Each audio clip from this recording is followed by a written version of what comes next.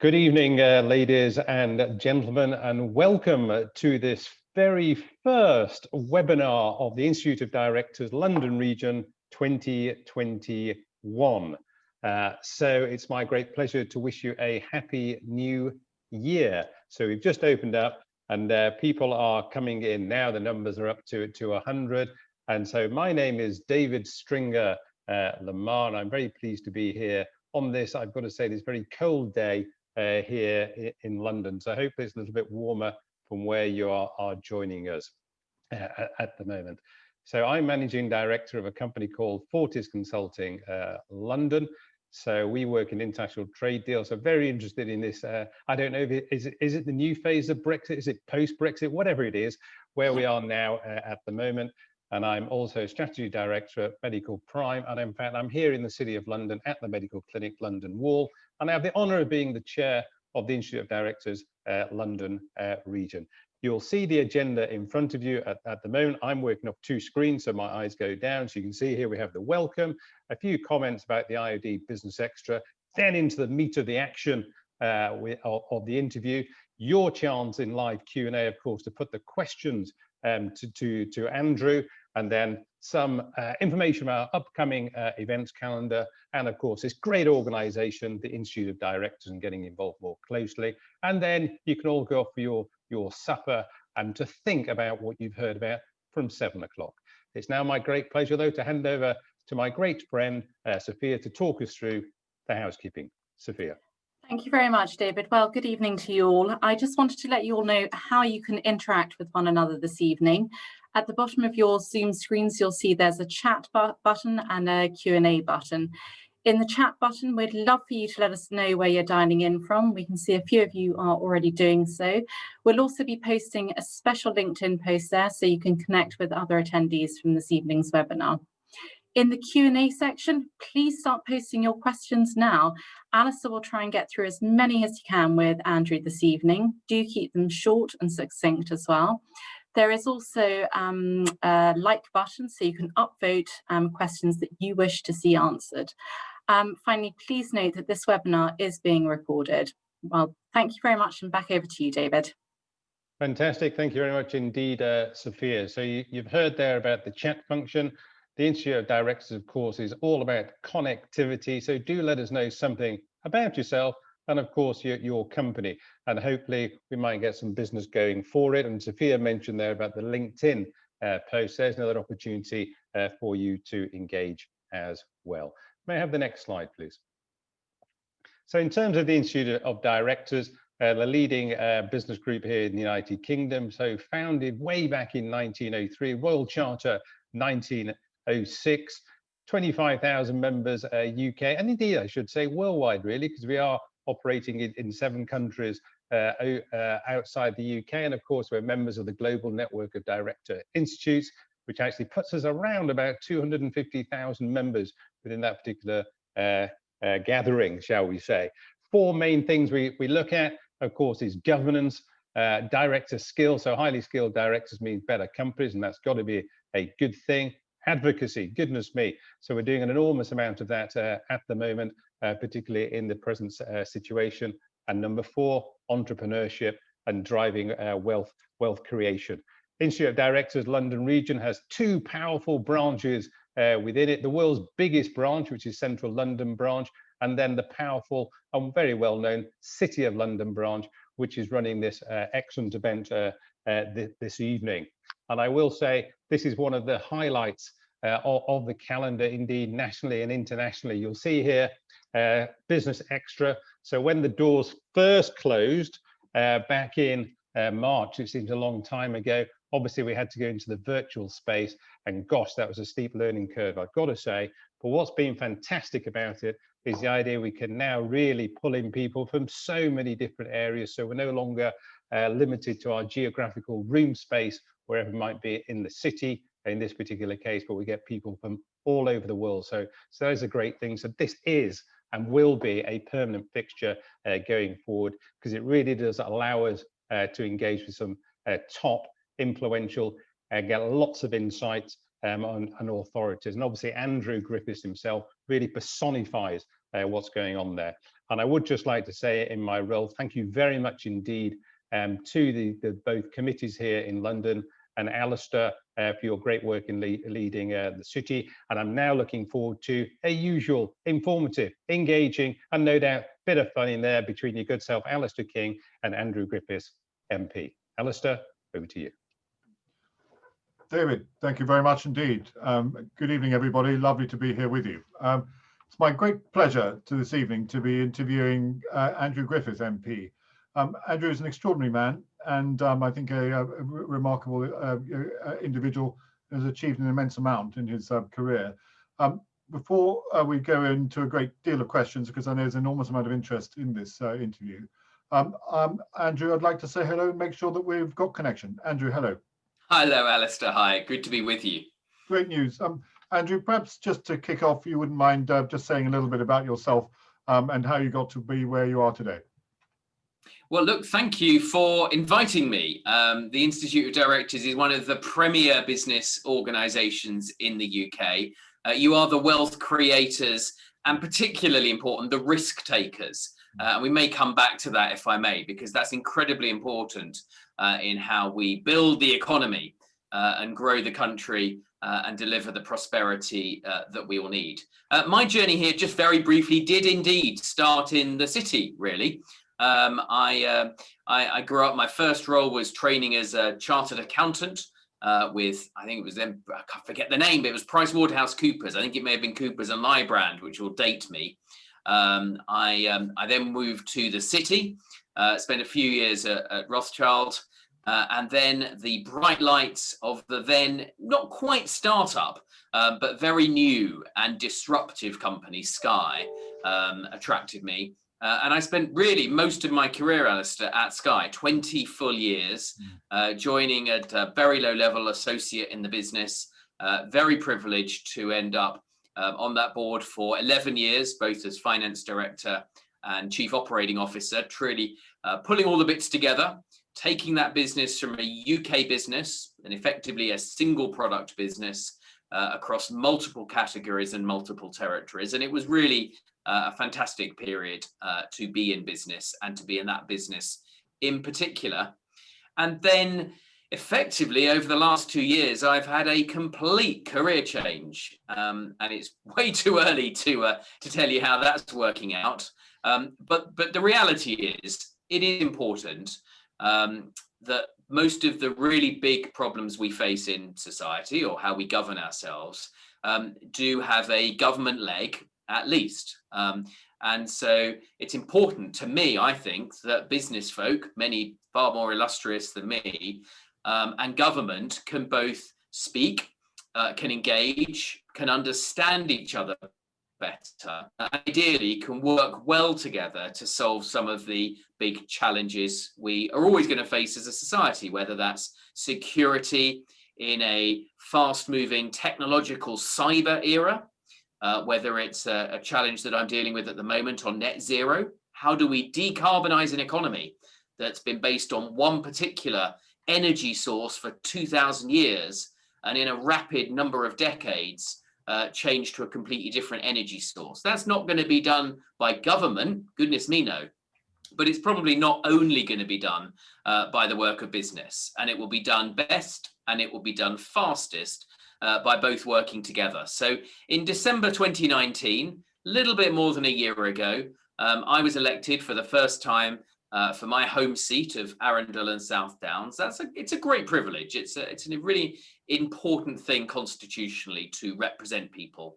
And it's a real privilege to represent my lovely constituency in West Sussex. And in addition to that, along the way, I try and bring, in various different roles, the worlds of politics and business together. Not got quite a one-man network, but if I can pull those two orbits together, I think there are amazing things that we together can do. And so I'm very optimistic. It's a really good time to have this conversation, Alistair, not just as we look to hopefully the end of a pandemic in which the parts, if I'm brutally honest, that business has been involved in have worked well. and have kept food on our tables and have kept supply chains open.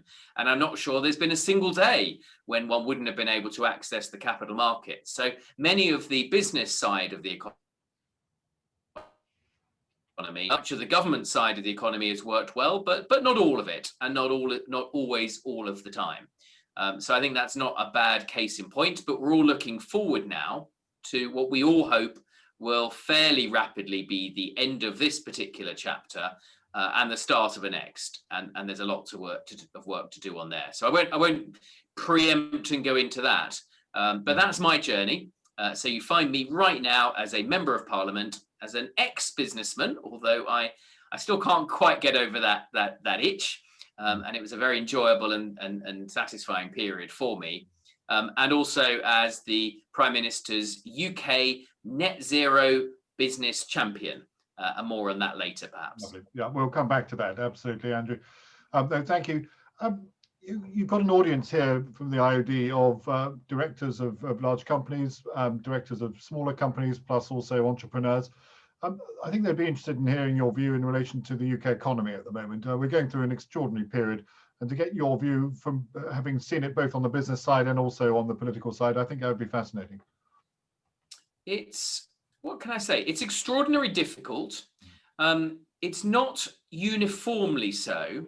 And we're going to, I think we need to unpick the short term, where obviously everything is locked down. I mean, you would expect, in many ways, you would expect the economy to be at an even deeper trough than perhaps some of the figures suggest that it is. And that's maybe some of the ways in which GDP and economic statistics are calculated. If you go in the real world, you can take a dip test in the high street and you can see the very subdued level of economic real activity. And within that, I think we're going to have a mixture of businesses that find it genuinely hard to crawl their way back, and that will act as a little bit of a drain on the economy. They've eaten through perhaps their savings, their reserves, some of their capacity, and there'll be a long COVID, if you like, for some sectors of the economy that will, but maybe the ones that weren't in as rude health going forward. Some others, if we look at things like the savings, if you're a business based on savings, actually many people have saved more in this period. And we may expect some different forms of consumption patterns as we come out. So I think the first thing is it's not uniform. The second is I don't think by and large it's about liquidity. I think we've seen in 2008, I'd been a finance director for I think about 6 weeks when this huge pool of liquidity dried up in a way that nobody ever expected it ever could. I think the opposite in this case, clearly where interest rates are, where the markets are, where the world chase for yield is, I don't think we lack for potential capital and liquidity. What people are going to do is look at sector by sector, what's the ongoing profitability, what's the ongoing sort of potential trading performance. Mm-hmm. And I think it's not going to be a particularly original thing to say that it's going to take us 3 or 4 quarters now to stabilize, to understand once the tide's fully gone out, how things are actually looking.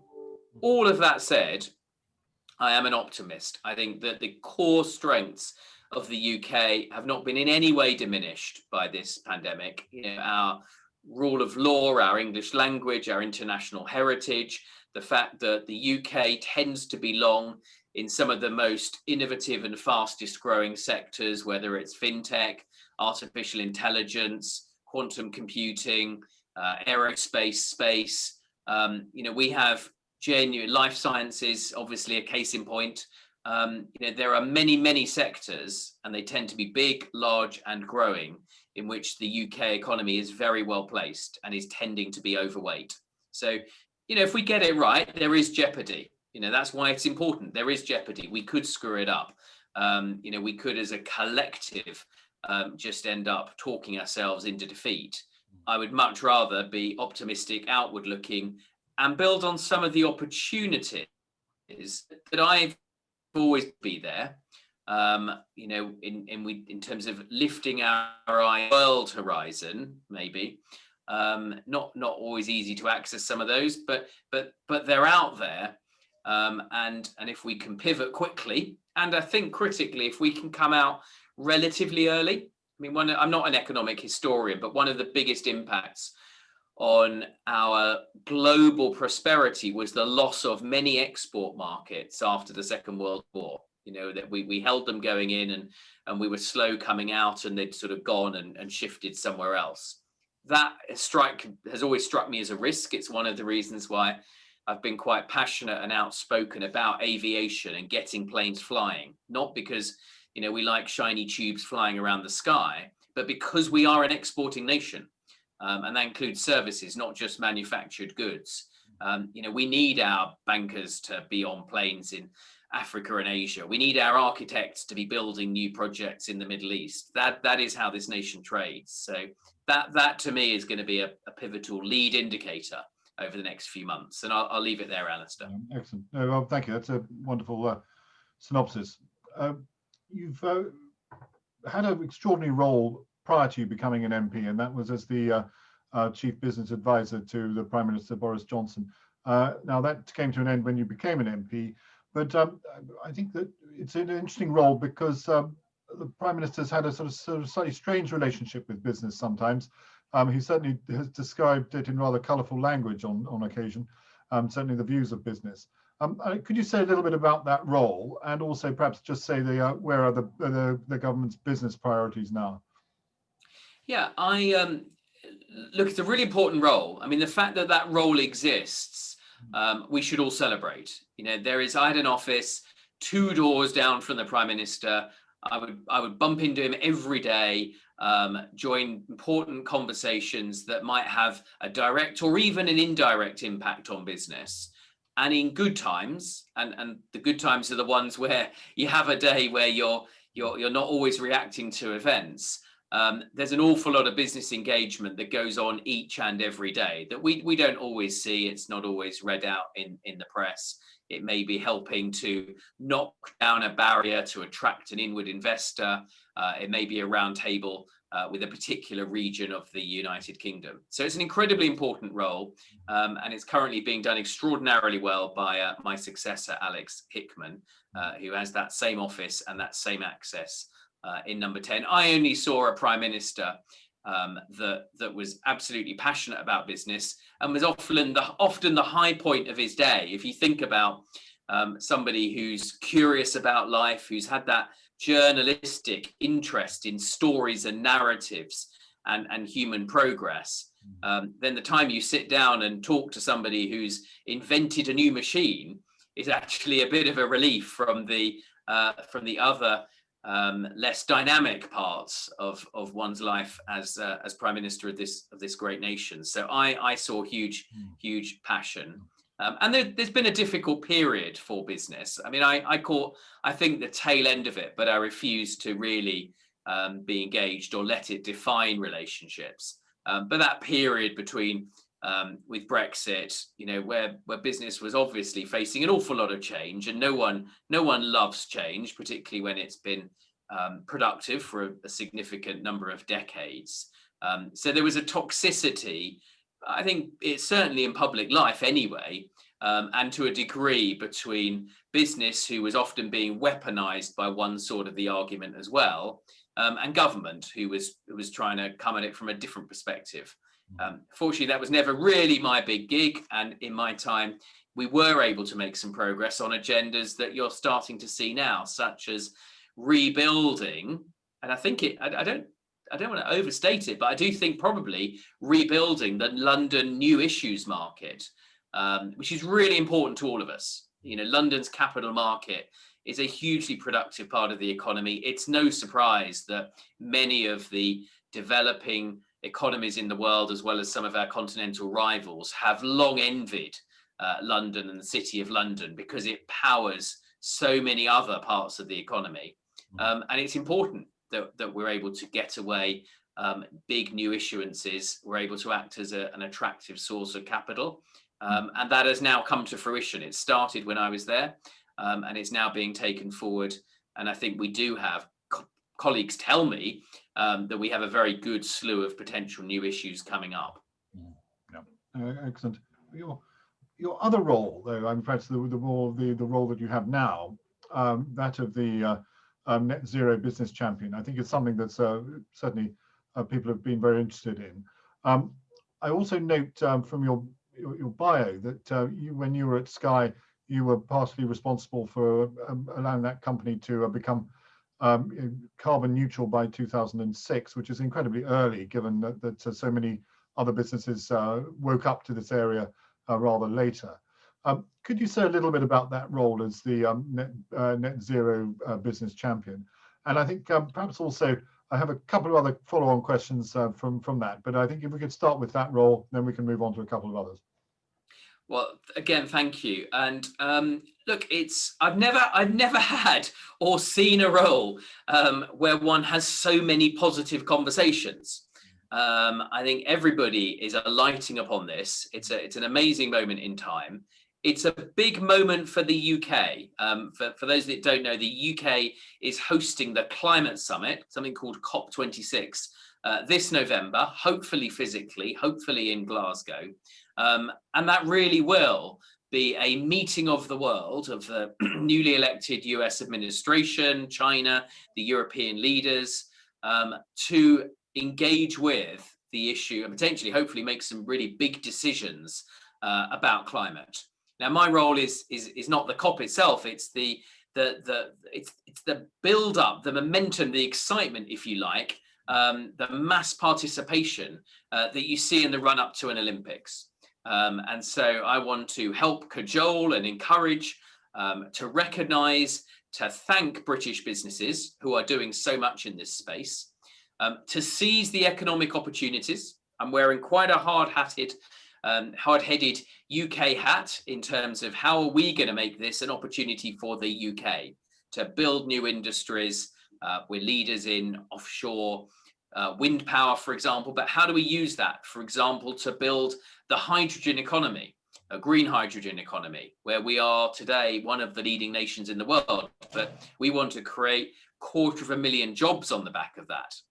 That requires real policy work to do that. How do we make the City of London a centre for carbon markets that may or may not evolve and develop over time, for the issuance of new green finance, to make sure that we have the most sustainable investors and the greenest pension funds in the world.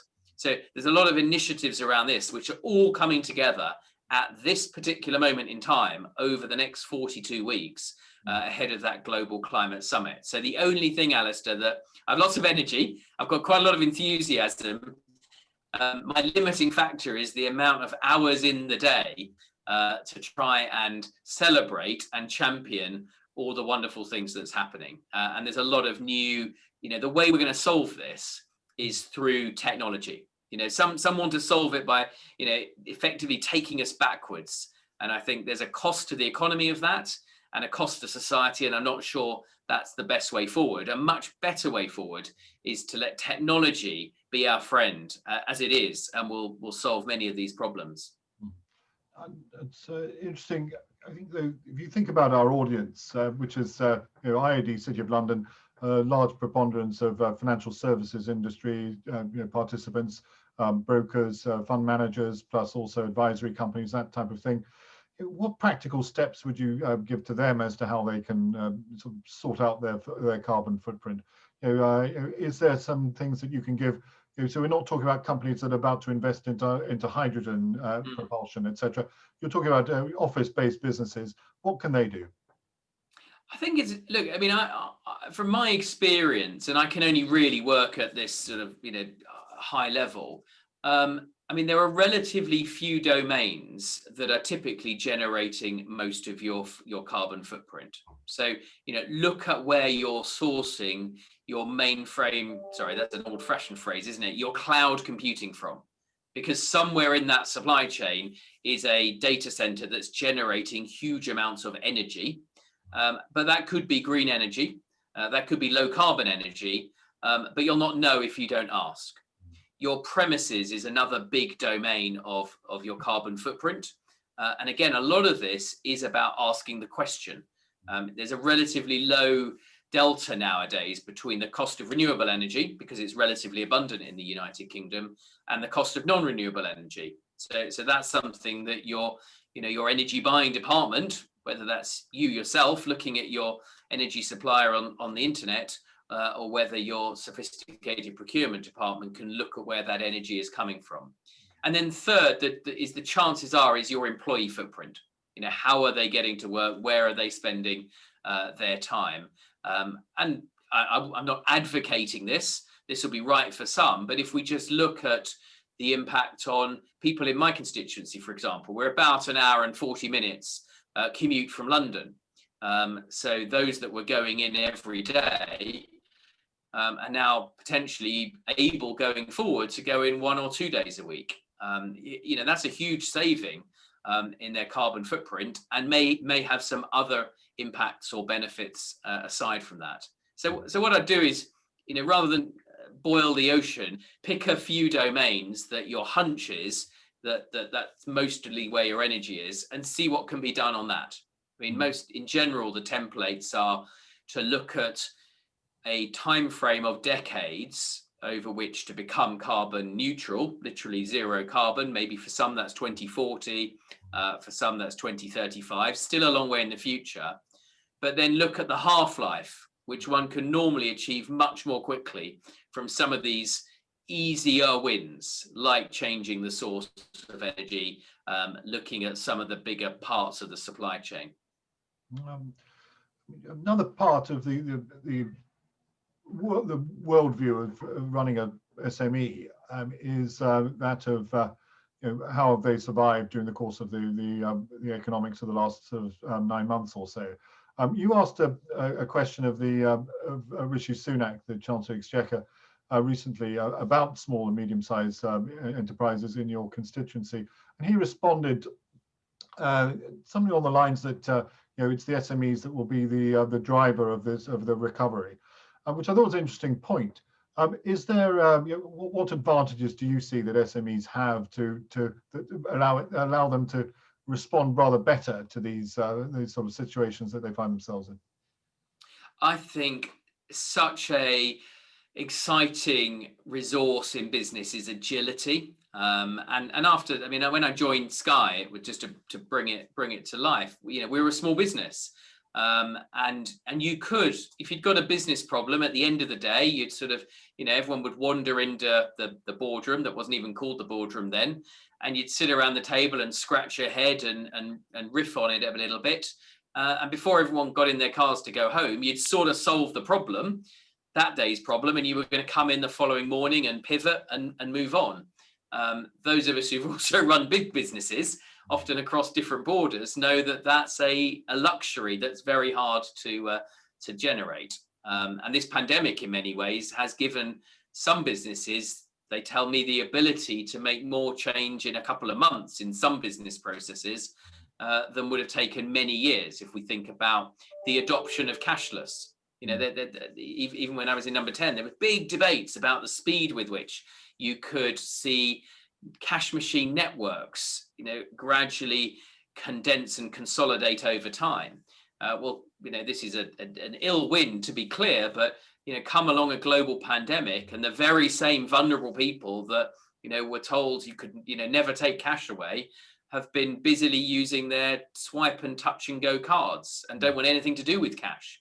So there are opportunities in this, but to me, the big opportunity of SMEs is clearly, as you grow, you scale much more quickly. So, one of the big obsessions for this government, I believe, should be and will be, is how do we get, particularly our young people, into the world of employment? Because we know if they're not in at all, then you start to get some real scarring. Well, the answer to that is SMEs, because you can add an employee, you can then add another employee, you can double the scale very quickly. And we know that SMEs are the biggest employers of people in aggregate when you compound it up. So I'm sure that's the sort of thing that he was thinking about. And it comes back a little bit to my, I said it quite pointedly at the beginning, you are the risk takers, and we need to reward the risk takers and encourage risk taking in the economy. That's probably the biggest the biggest delta between the UK economy as we are today, in all its wondrousness, and the slightly Californian economy that some of us would aspire to, is that differential attitude to risk taking. And we need both sides of that to work. We need the business world to celebrate risk, to be tolerant of failure. And from my side, we need a fiscal regime that rewards and recognizes risk taking as a slightly different activity from employment. See, developing that recovery theme, Andrew, one of the questions I ask many in this series of interviews is how can we revitalize our high streets? And I think we see a lack of footfall in the city, and we see it elsewhere. How can we get people back in to make the high streets the sort of the hub of activity that they used to be? I love this topic. I mean, everyone's going to have their own sort of slightly cod thesis on how you do this. I spent inter alia quite a lot of time in Milan and Munich in my business career. And both of those are real live work cities. I don't know to what degree we can replicate that fully. But it seems to me that we need to get more people living back in the high street, more of those, not flats, but homes above the store, which may need a slightly different planning regime. We need to make our high streets friendly for the car without sort of bulldozing them. So in my local high streets, just simple initiatives like an hour's free parking reconciles both the need for the high street to get that footfall in rather than people drive further away out of town, but also manage to make good sweat the asset of the local car park as well. So there's lots of things like that. We've ended up not by any mal-design, but we've taxed place too heavily. And by taxing place too heavily, we've managed to shift too much of the volume of economic activity away from high streets. And that is reversible, and the government is consulting right now on what next steps on business rates are. But if you do those three things, if you get people living back in the high street, if you deploy innovative ways of bringing the high street back to life, and if you can make that a productive economic equation, then I think it's a natural, organic side of human behavior. So I think we just need to slightly ameliorate some of the things we've been doing to tip the odds against the high street, and then that natural human desire to collect will come back. See, and just continuing this theme of recovery. I mean, you've run a large business in good times and bad, and you've mentioned the fact that you started as CFO at an extraordinary time. I just wonder, what practical steps would you be taking now if you were running a business? What sort of metrics would you be looking at just to sort of make sure that you were going to survive this choppy period? I think most businesses will know by now whether they're going to survive, because this shouldn't be existential for most. I would be looking at where is my growth coming from, and I'd be looking at that anyway, because remember, this is not on the demand side, this is a relatively mature market. And it's not the biggest market in the world. So more British businesses are going to need to export, because we are in a world with many other markets having greater scale. And the only way our businesses can access that, if you're an insurance business, if you're only writing into the UK market, and the UK market is relatively shrinking because there'll be 1 billion more people in Africa and another 1 billion people in Asia, then you are losing market share every day. Whether that's a big deal or not for your business, as UK PLC, you are losing market share. So I'd definitely be looking anyway at where are the opportunities. The UK is doing a lot more now on export promotion. The UK will have a number of platforms, including we're now going to chair the G7. We've got Expo happening in Dubai. So we're going to be on people's calling lists. So if you're a UK business, I would definitely take away, what can I do on that front? The second is, how can and I hope most have, I've yet to find anyone that hasn't really, but how can we lock in some of the technological advantages of this period that we've had? Most people have got, a lot of wholesale businesses, for example, have opened a retail business at the same time. They've found that they've not been able to make their usual sales through their usual sales channel. So they've spun up a direct to consumer business alongside that. That may give a learning, or it may just give data or insights that you could then take back to the product guys and say, well, what have we learned from that? So I think I'd take a lot in terms of the process of innovation. And then the final thing where I do think we all need to work out where it's left us is with our employees, with our organization. This is very hard for a lot of people. It's not always as hard for the C-suite as it is for people down in the organization at the earlier part of their career. And I think there's a big organizational coming back together piece. But again, there's opportunities in it. There's absolutely opportunities in it. Organizations could cut away a whole bunch of the meetings that one never quite knew what they were for and have survived perfectly well without. There's opportunities to delayer, not in the way of getting rid of people, but of actually creating a less hierarchical organization, because on Zoom, we're all equal, right? Yeah, true. Excellent. As mentioned, a lot of the audience will be running their own financial services businesses because of the nature of the IoD City of London. And there's obviously some criticism of the trade deal with the European Union that it didn't cover financial services. And are you confident that the British financial services markets are going to be okay, even though there is no reference or little reference in the trade deal? And what sort of ideas do the government have to try and make sure that things will be all right? The disclaimer is I can't really speak for the government, both because I don't have deep domain knowledge and B, I'm not a member of it.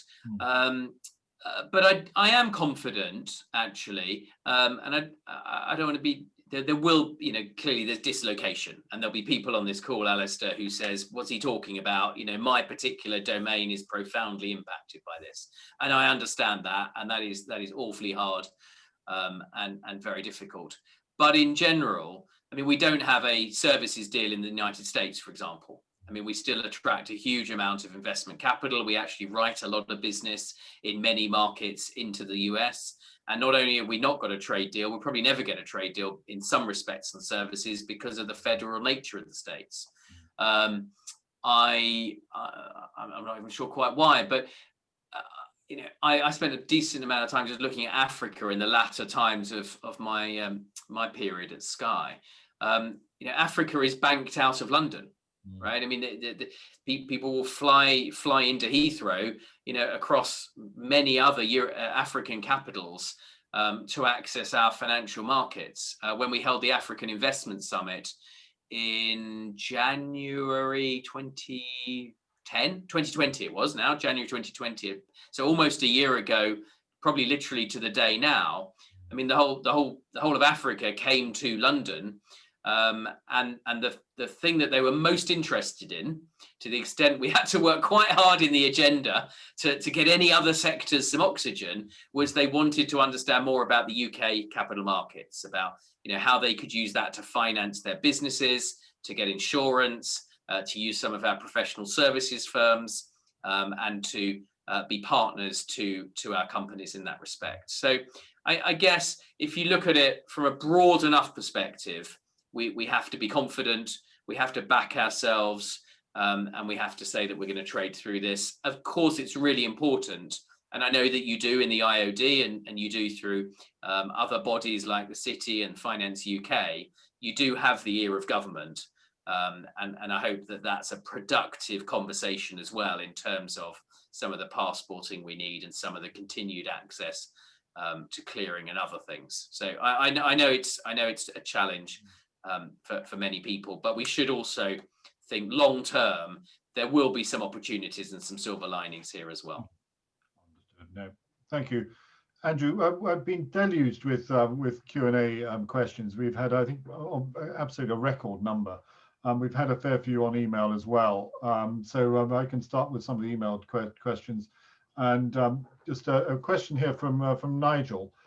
He's asking, as a former chief business advisor to the Prime Minister, are you concerned about the lack of interest members seem to have in relation to financial services, and particularly when it comes to a sort of lack of expertise within financial services? Is that a problem that you detect?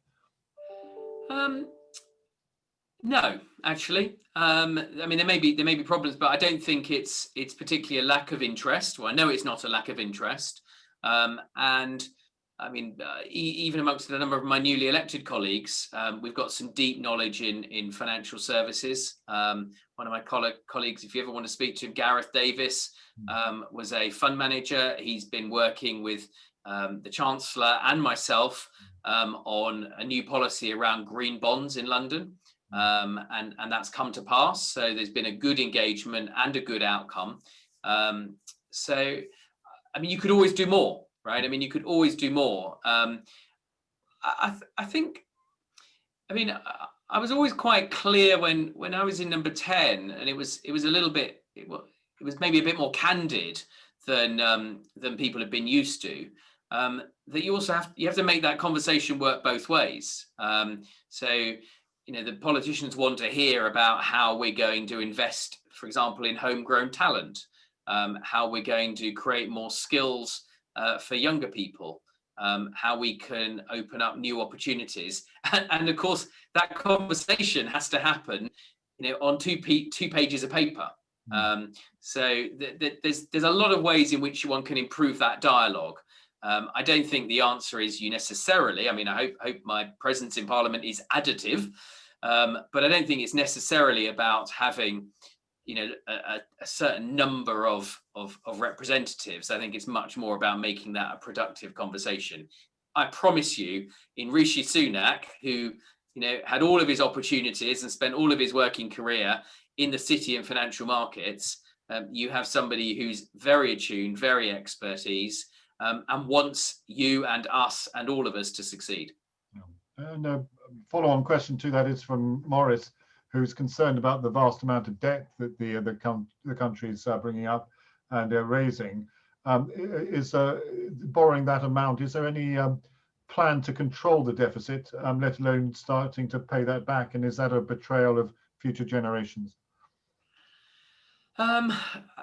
I mean, that's it's not criticism. That's a tiny bit rhetorical. I mean, I think to me, it's not so much about the vast amount of debt, though that clearly is a vast amount. It's that we need a vast amount of growth in order to offset that and thrive and regain our position as prosperous as we could. Now the benchmark is other similar countries with other similar amounts of debt, by and large. So it's important to me that when we look at the rate of growth, that we're outpacing the rest of the pack. Some of that is what I talked about earlier, the sectoral advantages that we have today that we cannot squander, and therefore policymakers need to be very alive to responsive policies in those areas that really let us succeed and make the best of what we've got. And some of that is making sure that the economy does what it's supposed to do. I think we're again, I'm not an economist, but I think we're the fastest growing major economy, according to the IMF next year, faster than the US, faster than France or Japan or Germany. So that's kind of where we need to be. That rather than the rhetoric is what we should look for. Is can the UK, you know, with its new different trading relationships with the world, but all of its inherent natural advantages, can it slightly outtrade the rest of the other developed nations? If we can find that the debt number itself is less of an issue, if we can't, it's not the debt that's the problem, it's the fact that, relatively speaking, we're not punching our weight. Thank you, Andrew. Unfortunately, we've got a slight crackle on your line, but I think we can carry on. But I think what we'll do, as we've got such a large number of questions to go through, if you could keep the answers quite short, then we can get through a whole load of questions, and then we'll see if we can ameliorate that line. I've got a question from Robert, and he's worried about higher taxes for businesses. Is the idea of raising business taxes, isn't that very negative and unhelpful? and could it do real damage to our future economic recovery? Speaking personally, yes. I mean, it depends a little bit on how you do it. I would be very worried about increasing taxes on risk takers, capital taxes, taxes on investments. If the answer is we have to slightly moderate tax cuts that we would have made on other areas, or even increase things like the flat rate profit taxes like corporation tax or sales tax, then those trade-offs may have to be made. So you've got to slightly pick where you want to prioritize and the signals you want to send. And to me, it's as much about that, because in general we've got a pretty low level of taxes. So we compare very favourably. I think we're 8th in the world for tax competitiveness, which is not a bad place to be.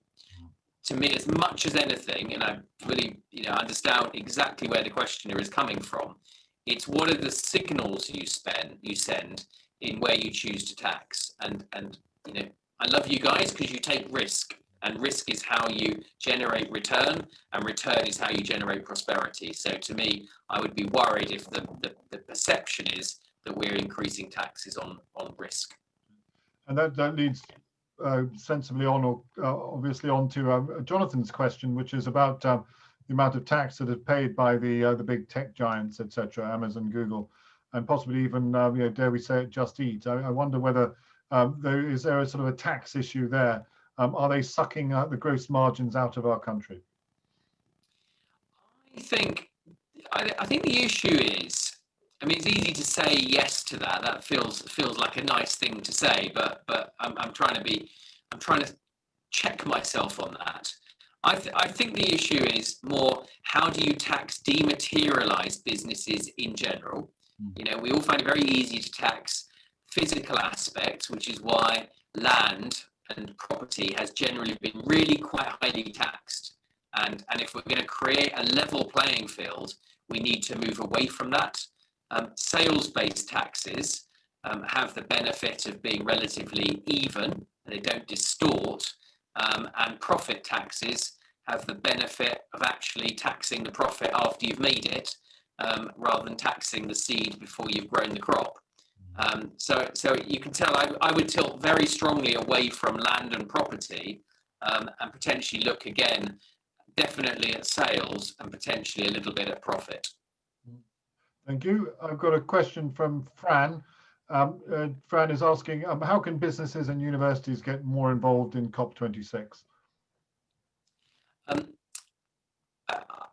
I think the first thing is not to define it, I would say, as COP26. I mean, there are 42 weeks. I mean, just as not everybody is going to limber up on the, eight slots in the starting 100 meters at the Olympics, not every business or university or innovator or entrepreneur is going to be involved directly in the global summit that is COP26, although there will be capacity for exhibitions and things like that.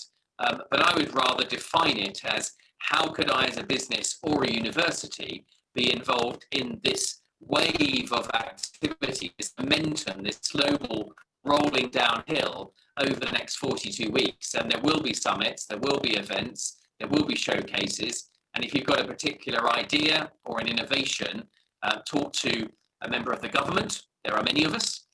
Talk to members of parliament, because everyone has one of those, and they'll be keen as anything to champion and try and advance your cause, or talk to me, and we can try and celebrate and do all of those things. So there may be some fairly narrow sectoral opportunities at the COP26 event in Glasgow, but clearly that's not for the entire economy. No, thank you, Andrew. I'm sorry that we've had such a bad line with you.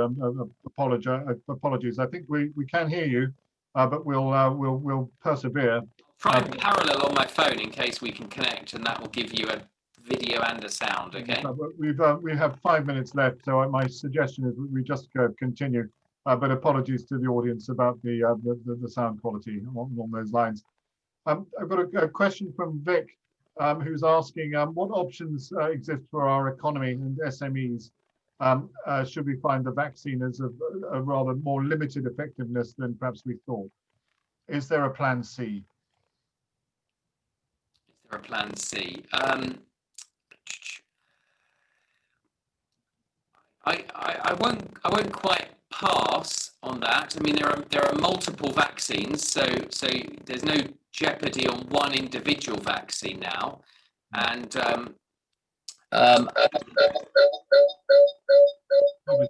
We've got you on the other line now, Andrew. If you want to try that. To come out of the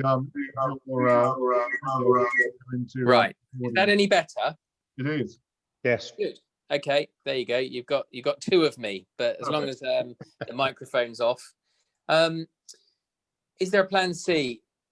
I mean, there is redundancy in the sense that there are multiple paths now to vaccines. So I think one can be pretty confident about either plan A or B in that sense. Clearly at the moment, we're going through what looks like a very difficult time in terms of our healthcare resourcing.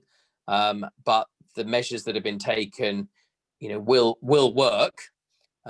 Just as a law of physicality, if there are fewer interactions, there are fewer vectors of that disease to be transmitted. And I'm not going to get into the realm of medical advice, but presumably once a certain proportion of people have had it, and we hear about millions of people currently potentially having it, then that may have some health benefits as well. But I'm kind of out of my domain here, so why don't we take the next question, Alistair? And I apologise. I'm that rare thing, okay, that politician that says I don't really know the answer. Understood. Well, thank you, much appreciated. Now we've got a question from Deepak, and Deepak is asking, post-Brexit, do you see London's position being affected as the premier financial centre in the short term and in the medium term? No and no. So I don't think in the short term. I think most commentators would agree with that. And I don't think in the medium term. But it's up to us. I mean, it literally is up to us. The point about global Britain is at the margin, we need to trade globally. If you're an asset manager, the markets you would want to be buying into are the largest markets that are showing the most growth, and objectively they're not the ones in Europe that we've already got decent market share in. So I do think it's up to us as our destiny. If I was still in business, I would be doing exactly that. I would be looking at where are the really good growth macro markets, accepting some of them are long-term bets, and trying to deploy some more of my resources there.